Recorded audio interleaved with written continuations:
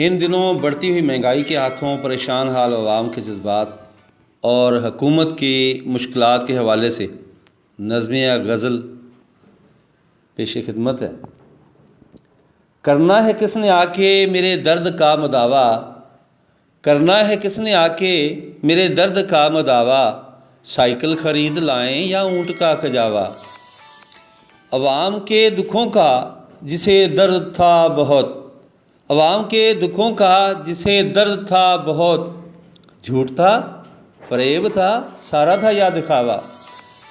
مہنگائی کا بپا ہے ایک طوفان بدتمیزی، مہنگائی کا بپا ہے ایک طوفان بدتمیزی، کہاں پہ جا رکے گا یہ بھاگتا چھلاوا۔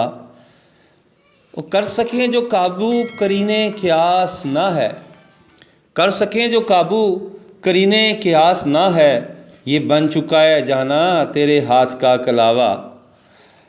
جتنا بھی شور کر لے عمرانی اثر کا، جتنا بھی شور کر لے عمرانی اثر کا، مانے گا کون تیری تجھے آ پڑا گلاوا۔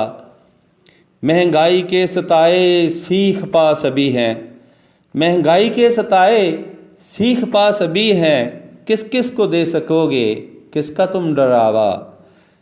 ناکامیوں پہ تیری ربانی نہ غرض یہ ہے، ناکامیوں پہ تیری ربانی نہ غرض یہ ہے، مہنگائی مار ڈالے یا موت کا بلاوا۔